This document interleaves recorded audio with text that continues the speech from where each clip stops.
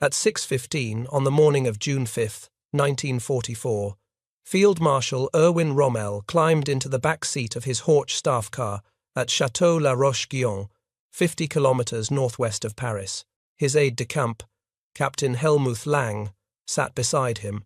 In Rommel's hands was a small package wrapped in paper, a pair of grey suede shoes, size 5.5, purchased in Paris the week before. The shoes were a birthday present for his wife, Lucy. Her 50th birthday was the next day, June 6th. Rommel had not seen her in months. He had been working 18-hour days, driving himself and his men relentlessly, inspecting every bunker and gun emplacement along 800 miles of coastline. The weather outside was miserable. Rain lashing the windows, winds howling across the Seine Valley. No invasion could possibly come in weather like this. His chief of staff, Lieutenant General Hans Speidel, bid him farewell at the chateau entrance. Speidel had hosted guests for dinner the night before, not retiring until 1 in the morning. The atmosphere at headquarters was relaxed. The German meteorologists had issued their forecast. The bad weather would continue for at least 2 weeks. An invasion in early June was impossible. What Rommel did not know was that in the next 36 hours, everything he had predicted, everything he had warned his superiors about, would come true.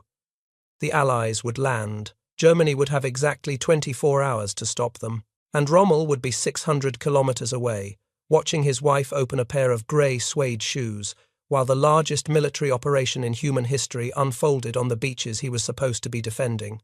Erwin Rommel had said it plainly, just 6 weeks earlier. Standing on a deserted beach in Normandy on April 22, 1944, he had turned to Captain Lang and pointed his marshal's baton at the sand beneath their feet. "The war will be won or lost on the beaches," Rommel declared. "We will have only one chance to stop the enemy, and that is while he is in the water, struggling to get ashore. Reserves will never get up to the point of attack in time. It is foolish even to consider them. The main line of resistance must be here, right at the water's edge. Everything we have must be on the coast." Rommel paused, staring out at the grey waters of the English Channel. The wind whipped at his greatcoat. An old muffler was wrapped around his throat. In his hand was the marshal's baton he preferred to his official one, a 2-foot-long silver-topped black stick with a red, black and white tassel. He turned to Lang with an intensity that bordered on desperation. "Believe me, Lang," he said, "the first 24 hours of the invasion will be decisive. The fate of Germany depends on the outcome. For the Allies, as well as Germany, it will be the longest day." Lang never forgot those words. Neither did anyone else who heard Rommel speak them. The field marshal understood something that his superiors in Berlin refused to accept. Once the Allies established a beachhead, once they got tanks and artillery ashore, once they linked their landing zones together, Germany would never dislodge them.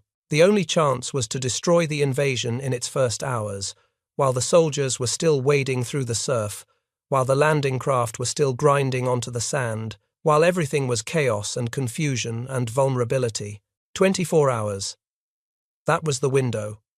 After that, the war in the West would be lost. The problem was that almost no one in the German High Command agreed with Rommel about how to use that window, and the man who disagreed most sharply was the officer who outranked him. Field Marshal Gerd von Rundstedt was the supreme commander in the West, and he had a very different vision of how to defeat the invasion. Rundstedt was 68 years old, a career soldier from an aristocratic Prussian family, a veteran of the First World War and the campaigns against Poland, France, and the Soviet Union. He was the elder statesman of the German officer corps, respected and feared in equal measure. Rundstedt believed in the classic doctrine of mobile defense that had served Germany so well in the early years of the war. Let the Allies land. Let them commit their forces. Let them reveal where their main thrust was directed. Then unleash the panzer divisions in a massive counterattack, a concentrated armoured fist that would smash through the enemy lines and drive them back into the sea. This was how Germany had destroyed entire Soviet armies on the Eastern Front. This was orthodox German military thinking. Rundstedt wanted the armoured reserves held back, concentrated around Paris and other central locations, ready to strike in any direction once the invasion's true location became clear. Moving the panzers to the coast too early, he argued, would spread them thin across hundreds of miles of coastline. It would dissipate their striking power. It would make them vulnerable to Allied air and naval bombardment before they could mass for a decisive blow. Rommel thought this was suicide. He had fought the British and Americans in North Africa for 2 years. He had felt the devastating power of Allied air superiority firsthand. He had watched his supply convoys bombed to twisted wreckage. He had seen his tank columns strafed until the roads were littered with burning vehicles. He knew what happened when the enemy controlled the skies. Any armoured reserve held inland would be destroyed from the air long before it could reach the coast, Rommel argued. The panzers had to be positioned close to the beaches, ready to counterattack within hours, not days. Every moment of delay would give the Allies time to consolidate. Every mile the tanks had to travel in daylight would cost them vehicles and men. The battle would be decided in the first morning. If the tanks were still sitting near Paris when the Allied soldiers hit the sand, they might as well not exist. The two field marshals argued for months. Rundstedt dismissed Rommel as an upstart, a favourite of Hitler who had been promoted beyond his abilities. Rommel considered Rundstedt a relic of the last war who did not understand modern combat. Neither would yield. Their staffs clashed repeatedly. The command structure in France became a tangle of conflicting authorities and competing doctrines. And because neither could convince the other, and because Adolf Hitler trusted neither of them completely, the final decision went to Hitler himself. The Führer would decide how to use the panzers. Hitler's solution was a compromise that satisfied no one. He split the armoured forces. 3 panzer divisions were assigned to Rommel's Army Group B and placed near the coast. 3 more went to Army Group G in southern France, and 4 of the best armoured divisions, including the elite 12th SS Panzer Division Hitlerjugend and the powerful Panzer-Lehr Division, were held back in a central reserve under General Leo Geyer von Schweppenberg's Panzer Group West. But here was the fatal catch. The reserve divisions could not move without Hitler's personal authorization. Not Rundstedt's approval, not Rommel's request, not Schweppenberg's judgment. Only the Führer himself could release the panzers. The order had to come from Hitler's lips. No matter where he was, no matter what time it was, no matter what else was happening.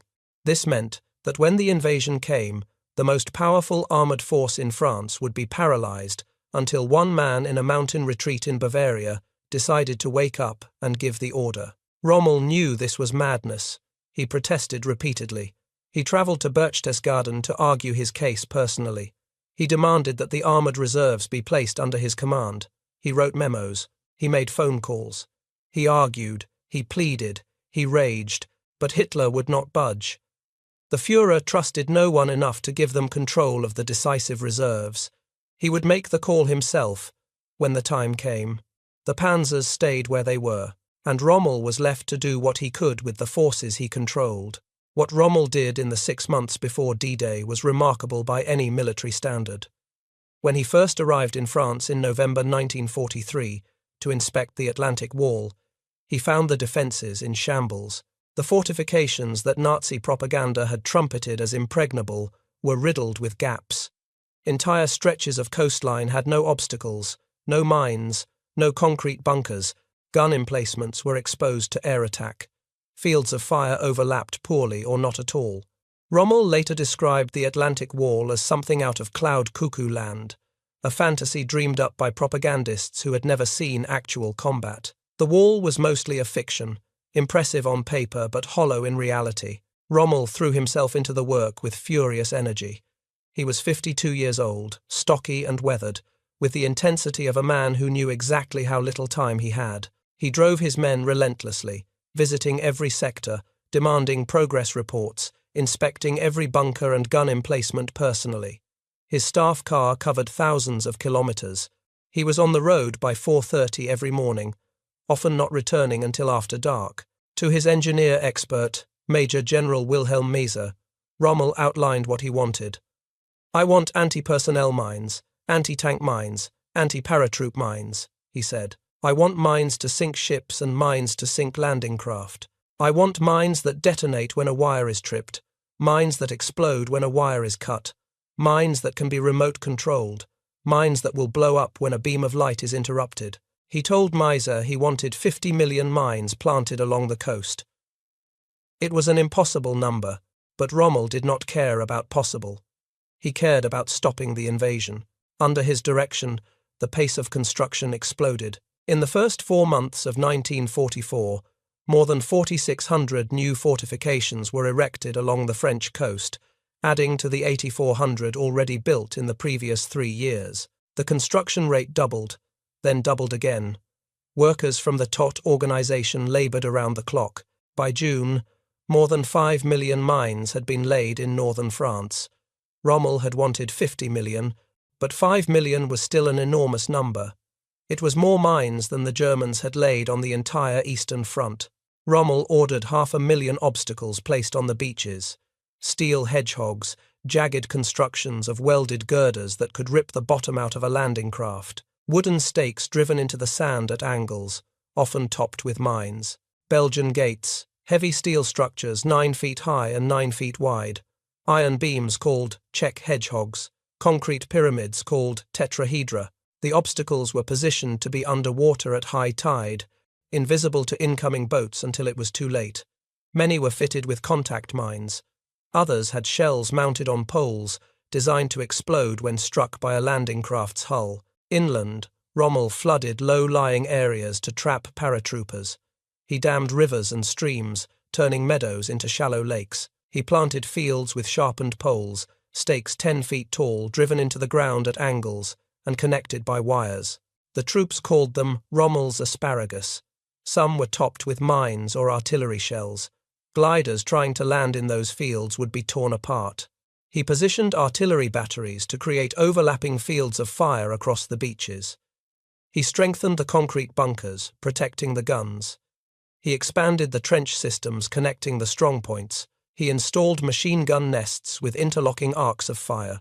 Rommel turned the Normandy coast into a death trap. Any soldier who survived the journey across the Channel would have to navigate a maze of underwater obstacles, wade through surf under murderous fire, cross beaches strewn with mines and barbed wire, assault concrete bunkers bristling with weapons, and then face counterattack from armoured forces waiting just inland. It was a formidable defence, but it was not enough.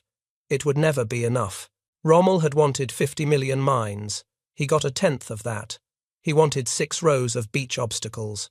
By June, only 3 were in place. He wanted the panzer divisions at the water's edge. They remained miles inland, waiting for orders that would have to come from Hitler. Time was the enemy Rommel could not defeat. Every day that passed without the invasion was another day to strengthen the defences. Every day the Allies delayed was a gift, but Rommel knew the gift would not last forever. Spring was turning to summer. The weather would clear. The tides would align. And then the blow would fall. He spoke to one of his division commanders in late May. "If we cannot defeat the enemy in the first hours," Rommel said, "we will not defeat him at all. Everything depends on stopping them at the water's edge. Once they establish themselves ashore, it is over." In the first week of June 1944, Rommel was exhausted. He had been working at a punishing pace for months. His health was suffering. He missed his family desperately. His wife, Lucy, and his son, Manfred, now 15 years old, were waiting for him at their home in Herlingen, a small village in the Swabian Alps. And now, as June began, the weather in the English Channel turned foul. Storms lashed the coast. Winds gusted to 30 miles per hour. The seas were too rough for any landing operation. Waves crashed against the beaches with a fury that made any amphibious assault unthinkable. The German meteorologists issued their forecast. The bad weather would continue for at least 2 weeks. An invasion in early June was impossible. The next feasible window for an attack would not come until late June, when the tides and moon would again be favourable. Rommel looked at the forecast and made a decision. He would go home to Germany, celebrate Lucy's birthday on June 6th, and then travel to Berchtesgaden to meet with Hitler on June 7th. He needed to convince the Führer, one more time, to release the panzer reserves to his command. It was his last chance to prepare for the invasion properly. His chief of staff, Hans Speidel, bid him farewell on the morning of June 5th. The weather was miserable, exactly as the meteorologists had predicted. Rain pelted the windows of the chateau. The wind bent the trees in the garden. No invasion could come in conditions like this. Rommel would be back by June 8th, he told Speidel. There was plenty of time, except there was not. What the German meteorologists could not see, what they had no way of knowing, was that the weather was about to change.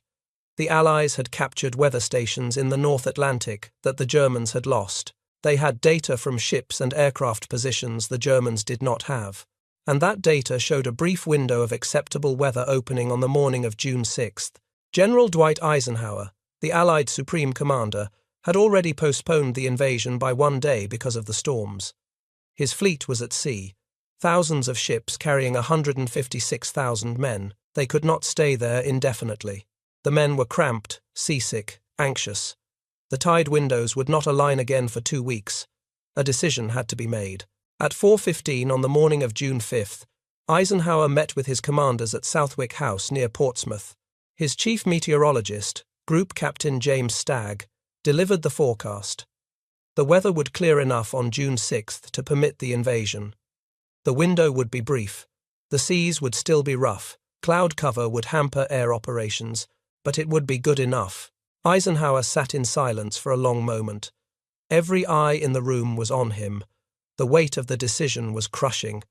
If he launched the invasion and the weather worsened, the result could be catastrophic. Landing craft could be swamped, air support could be grounded, the assault could fail with terrible casualties. But if he postponed again, he would have to recall the fleet, which was already at sea. Troops would have to be unloaded and reloaded, secrecy would be compromised, morale would suffer, and there was no guarantee the next weather window would be any better. Eisenhower made the call. "Okay," he said quietly. "We'll go." The invasion would proceed on June 6th. While Rommel drove through the German countryside toward his home in Hurlingen, while he watched the rain streak across his car windows and thought about his wife's birthday, 5,000 ships were already churning across the English Channel. 11,000 aircraft were preparing for the greatest air operation in history. 156,000 men were loading weapons, checking equipment, saying prayers. The largest amphibious invasion in human history was underway, and Field Marshal Erwin Rommel, the one German commander who understood exactly what was about to happen and how to stop it, was not there. The first warning came shortly after midnight, on June 6, 1944. Paratroopers from the American 82nd and 101st Airborne Divisions began dropping into Normandy, west of the landing beaches. They were scattered by high winds and ground fire, landing miles from their intended drop zones. Some drowned in flooded fields. Others were shot as they descended. But thousands survived and began organizing to seize key bridges and road junctions. At the eastern end of the invasion zone, British paratroopers from the 6th Airborne Division landed with greater precision. Their primary objective was the bridges over the Orne River and the Caen Canal. At 12:16 in the morning, gliders carrying D Company of the 2nd Oxfordshire and Buckinghamshire Light Infantry crashed into the fields beside the canal bridge, later famous as Pegasus Bridge. Within 10 minutes, the bridge was in British hands. At Château La Roche-Guyon, Hans Speidel received reports of the airborne landings. He had retired late after hosting guests for dinner, not expecting any crisis. Now the phone was ringing with fragmentary, confusing reports. Paratroopers were landing. But where? How many? Was this the real invasion or a feint? The news was chaotic. Dummy parachutists had been dropped in various locations to spread confusion. Simple fabric figures with firecrackers attached to simulate gunfire. German commanders could not tell which reports were real and which were diversions. Some reported thousands of paratroopers in areas where only dummies had landed. Others dismissed genuine airborne landings as false alarms. Speidel telephoned the headquarters of Field Marshal von Rundstedt in Saint-Germain-en-Laye, near Paris. The staff there was uncertain. Was this the real invasion or a diversion? The Allies had been conducting elaborate deception operations for months. The most extensive was Operation Fortitude, which had convinced German intelligence that the main blow would fall at Pas-de-Calais, not Normandy.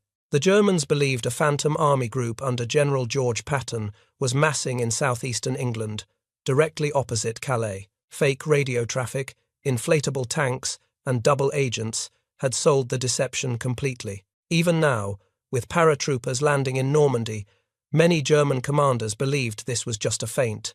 The real attack, they assumed, would come at Calais. At the same time, the German 15th Army's intelligence officer, Lieutenant Colonel Helmuth Meyer, was listening to a radio intercept that should have told the Germans everything they needed to know. The BBC had broadcast a coded message to the French resistance, lines from a poem by Paul Verlaine, a 19th-century French poet. Les sanglots longs des violons de l'automne blessant mon cœur d'une langueur monotone. The long sobs of autumn's violins wound my heart with monotonous languor. Meyer knew what this meant. German intelligence had been warned months earlier by Admiral Wilhelm Canaris, the head of the Abwehr, that this poem would signal the invasion. The first 3 lines, broadcast on June 1st, meant the invasion was coming within 2 weeks. The second half, broadcast on the evening of June 5th, meant the invasion would begin within 48 hours. Meyer rushed to inform his superiors. He burst into the dining room where General Hans von Salmuth, commander of the 15th Army, was playing bridge with his staff. "General," Meyer said breathlessly, "the message, the second part, it's here." Von Salmuth considered for a moment, then ordered his troops to full alert. But as Meyer hurried out of the room, von Salmuth was already turning back to his cards. "I'm too old a bunny," he said, "to get excited by this." Crucially, the 7th Army, which was responsible for the Normandy sector where the actual invasion was occurring, was not alerted. The message went to the wrong army. The 15th Army was at Pas-de-Calais, where no invasion would come. The 7th Army, spread thin across Normandy, received no warning. And at the Berghof, Adolf Hitler's mountain retreat near Berchtesgaden, no one did anything at all. Hitler had stayed up late on the evening of June 5th, as was his habit. He watched newsreels with his entourage. He held forth on his favourite subjects, the great men of history, the future of Europe, his plans for the post-war world. Eva Braun, his mistress, was at his side. The atmosphere was relaxed, almost festive. Hitler retired to bed around 3 in the morning. His personal physician had given him sleeping pills. He would not wake easily. When the first reports of the paratroop landings reached the German High Command, the Führer was sound asleep, and no one dared wake him. General Alfred Jodl, the chief of operations at the Wehrmacht High Command, received urgent calls from Rundstedt's headquarters throughout the early morning hours. The reports were increasingly alarming. This was not a small-scale raid. Thousands of paratroopers had landed. Naval radar was detecting massive ship movements in the Channel. Something enormous was happening. Rundstedt wanted to release the armoured reserves immediately.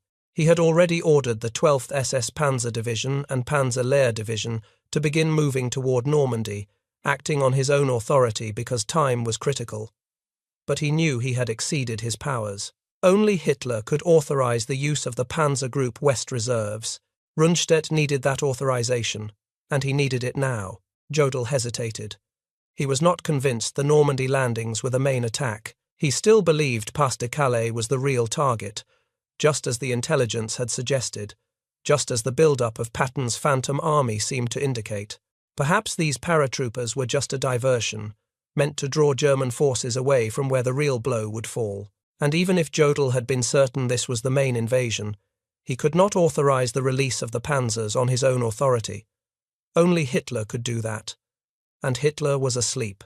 Jodl decided not to wake the Führer. The situation would become clearer by daylight, he reasoned. There was no need to disturb Hitler's rest until more was known. Better to wait, to gather more information, to be certain before making such a momentous decision. It was a decision that would haunt Germany for the rest of the war. While Jodl waited and Hitler slept, the first waves of Allied infantry were already approaching the beaches. At 6:30 in the morning, the seaborne landings began. American soldiers hit Utah and Omaha beaches on the western end of the invasion zone. British and Canadian troops stormed Gold, Juno, and Sword beaches to the east. The Atlantic Wall, the fortress that was supposed to hold for years, was being breached in a single morning. At Utah Beach, the landings went almost miraculously well. Strong currents pushed the landing craft nearly 2,000 yards south of the intended beach, but this proved fortunate. The actual landing zone was less heavily defended than the planned one. By mid-morning, American troops were pushing inland with light casualties. At Omaha Beach, it was a different story. This was the most heavily defended beach, with high bluffs overlooking the sand and German strongpoints positioned to create murderous crossfire. The preliminary bombardment had done little damage to the bunkers. Many of the amphibious tanks that were supposed to support the infantry sank in the rough seas. The first waves of American soldiers walked into a killing ground. Machine gun fire from the bluffs cut them down as they waded through the surf. Artillery shells exploded among the landing craft. Bodies littered the waterline. For hours, the outcome hung in the balance. General Omar Bradley, watching from offshore, seriously considered evacuating the beach. But the Americans did not break. Small groups of soldiers, led by sergeants and lieutenants who took charge when their officers fell, began finding ways up the bluffs. They blew gaps in the wire. They silenced individual bunkers. By noon, they had gained footholds on the heights. At the British and Canadian beaches, the landings were costly but successful. Specialized armored vehicles, tanks fitted with flails to clear mines and other unusual equipment, helped breach the defenses. By afternoon, British troops were pushing toward Caen, the crucial road junction that Rommel had identified as the key to Normandy. And still no one woke Hitler. And still the panzers did not move. When Hitler finally woke around 10 in the morning, the invasion was already 4 hours old. He received his first full briefing at 11:30. Even then, he was skeptical. He believed the Normandy landings were a diversion. The real attack would come at Pas-de-Calais, just as intelligence had predicted. He refused to release the armoured reserves. His generals tried to convince him otherwise. Rundstedt's staff presented the evidence. This was clearly a major operation, not a raid. Tens of thousands of troops were already ashore. The scale of the naval and air support was unprecedented. This had to be the main invasion. Hitler would not budge. He had made up his mind. The Normandy attack was a feint designed to draw away German forces before the real blow fell at Calais. He would not be tricked. The panzers would stay where they were. Hour after hour passed. The Allies poured men and equipment onto the beaches. The German defenders, without armoured support, fought desperately, but could not throw the invaders back. At Omaha Beach, the crisis was finally contained by early afternoon. The Americans were off the beach and onto the bluffs. The worst was over. Rommel's 24-hour window was slipping away. It was not until around 2 in the afternoon, nearly 8 hours after the landings began, that Hitler finally authorized the release of 2 panzer divisions, the 12th SS and Panzer Lehr. By then, it was far too late. The tanks had to move in daylight, exactly as Rommel had predicted. Allied aircraft controlled the skies. Thousands of fighter bombers and medium bombers were flying support missions over Normandy. The moment German armor began moving, they would be spotted and attacked. And that is exactly what happened. Panzer Lehr Division, one of the finest armoured formations in the German army, began its march toward Normandy in the afternoon. The roads were clogged with traffic. Allied aircraft pounced on the column. Bombs and rockets tore into the tanks and trucks. The division lost 5 tanks, 84 half-tracks and self-propelled guns, and over 130 trucks and fuel bozers before it ever reached the front. By the time it arrived, exhausted and depleted, the battle for the beaches was already over. Only one panzer division managed to launch any significant counterattack on D-Day itself. The 21st Panzer Division was positioned near Caen, close enough to the beaches to respond without travelling far. It was the only armoured formation in position to do what Rommel had demanded, to strike the invaders while they were still vulnerable. But even the 21st Panzer was paralysed by the command chaos. Its commander, Major General Edgar Feuchtinger, had been absent when the invasion began. He was reportedly in Paris, away from his headquarters without notifying his staff. No one knew where he was. No one could give the orders to attack. When Feuchtinger finally returned in the morning, the division still could not move. It was under the command of Army Group B, which meant it needed Rommel's authorization. But Rommel was in Germany. His chief of staff, Speidel, had to coordinate with multiple headquarters, none of which had clear authority. The division spent the morning fighting British paratroopers near the Orne bridges, drawing blood but accomplishing nothing decisive. It was not until nearly noon that General Erich Marx, the corps commander, managed to get authority to redirect the 21st Panzer toward the beaches. But even then, the division was ordered to attack in the wrong direction. First it moved west, toward Caen's center, then was redirected north toward the coast. The tanks had to thread through the rubble-strewn streets of Caen, wasting hours while the British consolidated their positions. It was late afternoon before the 21st Panzer finally attacked toward Sword Beach. The panzers pushed through a gap between the British and Canadian beachheads, driving north toward the coast. For a brief moment, they actually reached the sea. German tanks were on the Normandy beaches. They had split the Allied beachhead, but without infantry support, without reinforcements, without a coordinated follow-up, the panzers could not hold what they had gained. British anti-tank guns and tanks engaged them. Naval gunfire crashed down on the exposed armor. The division had to fight just to survive, let alone exploit its success. Then, around 9 in the evening, nearly 600 Allied transport aircraft thundered overhead, carrying reinforcements to the British airborne troops east of the Orne. Feuchtinger, watching the massive air armada pass over his positions, panicked. He believed his forces were about to be cut off by a new airborne landing. He ordered a retreat. The aircraft were actually heading away from his position, toward drop zones to the east. There was no threat of encirclement, but Feuchtinger did not know that. He saw the sky filled with enemy aircraft and assumed the worst. The only German armoured counterattack of D-Day ended in withdrawal. The one division that had reached the beach pulled back inland. The opportunity was gone. While all this was happening, Rommel was still in Germany. Speidel had called him at his home early in the morning with news of the landings. Rommel immediately prepared to return to France, but the journey would take hours. He could not fly because Allied aircraft controlled the skies. Any German plane over northern France would be shot down. He had to drive 600 kilometers on roads that might themselves be targeted by Allied bombers. Rommel spent D-Day in his car, racing back toward Normandy, listening to fragmentary radio reports of the disaster unfolding on the beaches. There was nothing he could do. Every decision that mattered had to be made without him. Every opportunity that arose slipped away while he was still on the road. By the time he arrived at La Roche-Guyon that evening, tens of thousands of Allied troops were already ashore. The 5 beachheads were beginning to link up. The Atlantic wall had been pierced in a single day. Rommel understood immediately what this meant. He had said it himself. The first 24 hours would be decisive. Those 24 hours were now over. The Allies had not been thrown back into the sea. They had gained a foothold. And from that foothold, they would never be dislodged. "How stupid of me," Rommel muttered as he reviewed the situation. "How stupid of me." The phrase echoed what he had said throughout the long drive back to France. He had been away when it mattered most.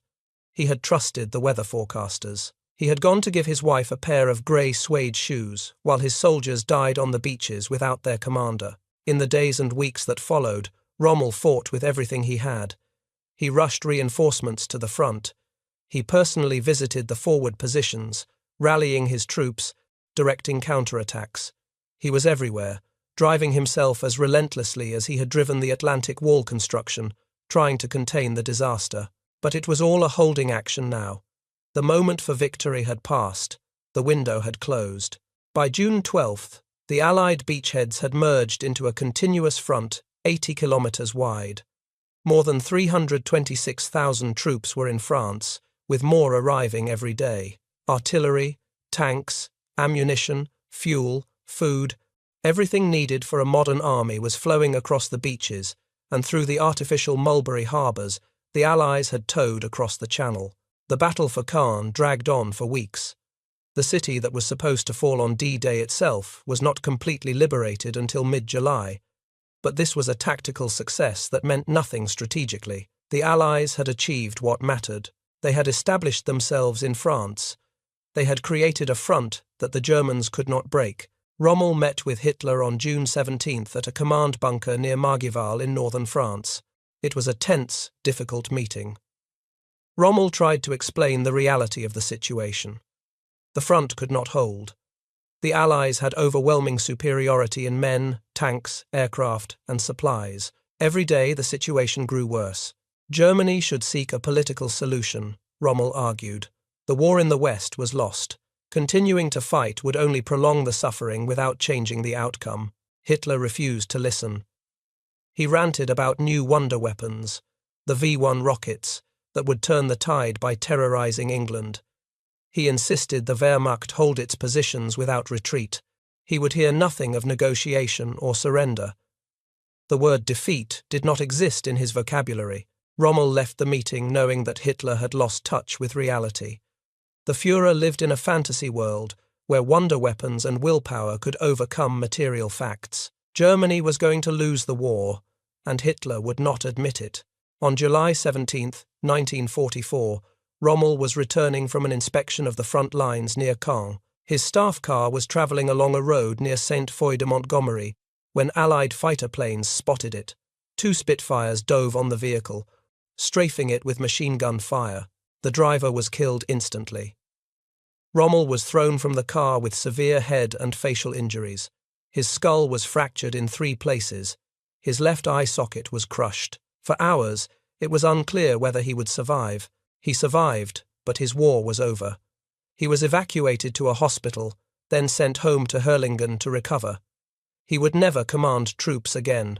3 days after Rommel was wounded, on July 20th, a group of German officers attempted to assassinate Hitler with a bomb planted at his East Prussian headquarters, the Wolfschanze, or Wolf's Lair.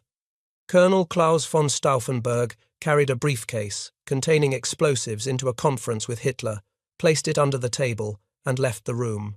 The bomb exploded. 4 men were killed. But Hitler survived with only minor injuries. A heavy oak table leg had shielded him from the worst of the blast. The Gestapo launched a massive investigation, arresting and executing thousands. Everyone connected to the conspiracy was hunted down. Confessions were extracted through torture. Names were named. Rommel's name came up during the interrogations. Several conspirators mentioned him. Karl Heinrich von Stulpnagel, the military governor of France, muttered Rommel's name repeatedly after a failed suicide attempt. Caesar von Hofacker, Stulpnagel's aide, named Rommel under torture as someone who had known about the plot and was sympathetic to it. Karl Goerdeler, the civilian leader of the resistance, had included Rommel on a list of potential government leaders after Hitler's death. Rommel was named as a possible president of a post-Nazi Germany. The evidence was fragmentary and contradictory. Historians still debate how much Rommel actually knew about the assassination plot and whether he supported it. He may have agreed that Hitler should be removed from power while opposing assassination. He may have known more than he admitted. The truth died with the conspirators. But Hitler had heard enough. Rommel was implicated. The Desert Fox, the hero of North Africa, the most popular general in Germany, was a traitor. On October 14, 1944, 2 generals from Hitler's headquarters arrived at Rommel's home in Herlingen. General Wilhelm Burgdorf and General Ernst Maisel came with an ultimatum from the Führer. Rommel could face trial before the People's Court, the Nazi tribunal that had already condemned hundreds of the July 20th conspirators to death by hanging. The trial would be public. The evidence against him would be presented. His family would suffer disgrace. His staff would be arrested and likely executed. The verdict was certain. He would be hanged like the others, his body displayed as a warning. Or Rommel could take poison. If he chose suicide, his death would be announced as the result of his injuries from the July strafing attack. He would receive a state funeral with full military honours. His family would be protected. His reputation would remain intact. Germany would mourn a hero, not condemn a traitor. Burgdorf had brought a cyanide capsule. Hitler's orders were clear. If Rommel chose poison, he was to take it immediately. The generals would wait. Rommel called his 15-year-old son, Manfred, to his side. The boy had been given leave from his anti-aircraft battery to visit his recovering father. Now he learned that his father was about to die. To die at the hands of one's own people is hard, Rommel told his son. But the house is surrounded, and Hitler is charging me with high treason. Manfred asked if they could fight, defend themselves, escape. Rommel shook his head. There is no point, he said. It is better for one to die than for all of us to die in a gunfight. Rommel went upstairs to say goodbye to his wife Lucy. I will die in 15 minutes, he told her. On behalf of the Führer, I am given a choice. either poison myself or appear before the people's court. He put on his Africa Corps jacket, the uniform he had worn in his days of glory in the desert. He took his field marshal's baton. He walked out of the house, accompanied by Manfred and his adjutant Hermann Aldinger, stopping once so that his beloved dachshund would not try to follow him. Rommel shook hands with his son and his old friend. He climbed into the general's car. The driver, an SS man, started the engine. The car drove away toward a quiet spot outside the village. 20 minutes later, the phone rang at the Rommel house. Aldinger answered. Field Marshal Rommel had died. The Nazi regime announced that Field Marshal Erwin Rommel had died of complications from his war wounds. He was given a lavish state funeral in Ulm on October 18th. His casket was draped with the Nazi war flag. His helmet and marshal's baton lay on top. Senior Nazi officials attended. Hitler sent a wreath with a message praising Rommel's service to Germany. The German people mourned a hero. They did not know their hero had been murdered by the regime he served. The truth remained hidden until after the war. Only then, when the survivors began to speak, did the world learn how Rommel had really died, and why. History remembers D-Day as a triumph, and it was. The courage of the Allied soldiers who stormed those beaches under withering fire was extraordinary. Young men, many of them barely out of their teens, waded through surf, churned red with blood, climbed bluffs swept by machine gun fire, and kept advancing when every instinct screamed at them to hide. They won the war that day, though the fighting would continue for another 11 months. The planning and coordination of the invasion was a masterpiece of military logistics, moving 156,000 men across a hostile sea, landing them on defended beaches, supporting them with naval gunfire and air cover, supplying them with everything they needed to fight and survive. All of this required organization on a scale never before attempted. The deception operations that convinced Hitler the main attack would come at Pas-de-Calais were brilliant. Operation Fortitude created an entire phantom army that existed only in German intelligence reports. Double agents fed false information. Fake radio traffic suggested movements that never happened. Inflatable tanks sat in fields where German reconnaissance aircraft would photograph them. The deception held not just through D-Day but for weeks afterward, keeping German reserves pinned at Calais, while the real beachhead grew stronger. But D-Day was also a story of German failure. Failure of intelligence, failure of command, failure of decision.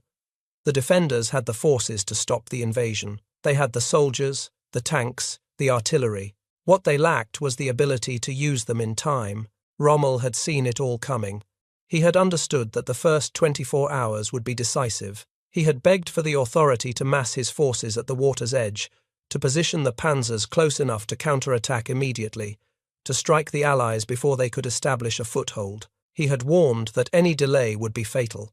He had predicted that armoured reserves held inland would be destroyed by Allied aircraft before they could reach the battle. He had said, over and over, that the war would be won or lost on the beaches, in the first hours, before the sun set on the longest day. And then, on the one day when his presence was most critical, he was not there.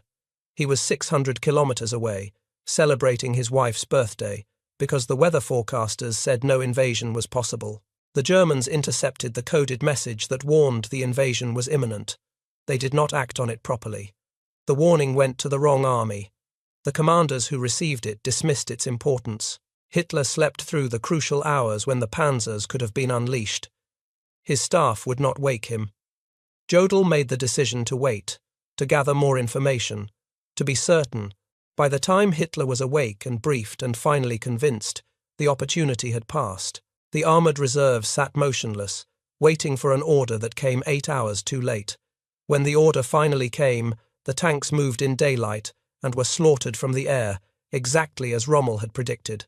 The only division that managed to counterattack reached the beach and then withdrew, spooked by an air armada that was not even coming for them. 24 hours. That was all Germany had. Rommel had said it plainly, standing on that empty beach in April, waving his marshal's baton at the sand. The first 24 hours will be decisive. The fate of Germany depends on the outcome. For the Allies, as well as Germany, it will be the longest day. He was right. And because the German High Command could not act decisively in those 24 hours, because Hitler would not release the panzers, because no one would wake the Führer, because Rommel himself was away from his post for a birthday party, the invasion succeeded. Within 11 months, Germany had surrendered unconditionally. The war in Europe was over. Adolf Hitler was dead by his own hand in a bunker beneath Berlin. The Thousand-Year Reich had lasted 12 years. What might have happened if things had been different? What if Rommel had stayed at his headquarters?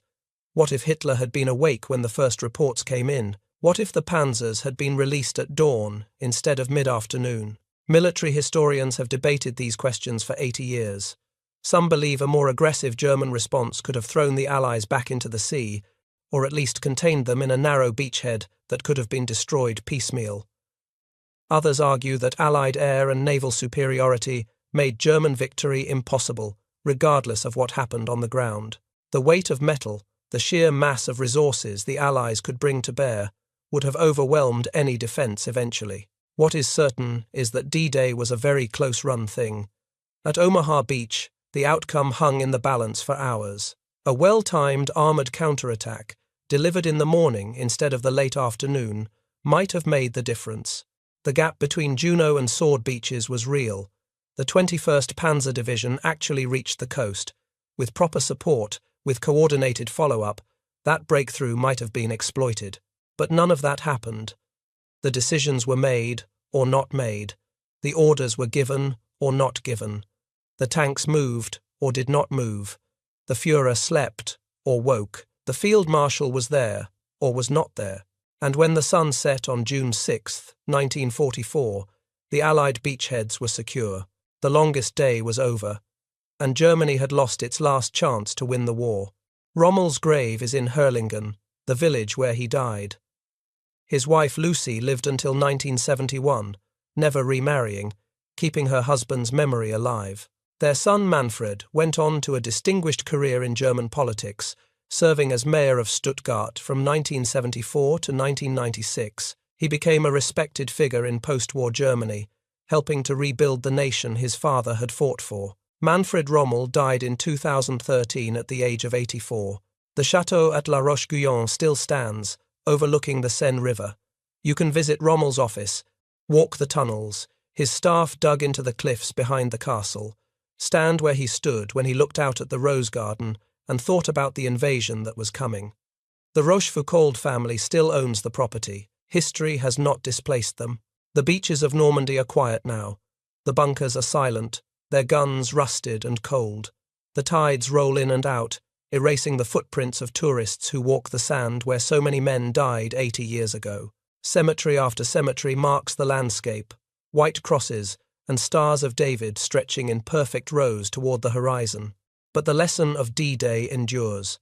24 hours. That was all the time there was. Rommel knew it. He said it plainly, standing on that empty beach with his marshal's baton, staring out at the grey waters of the Channel.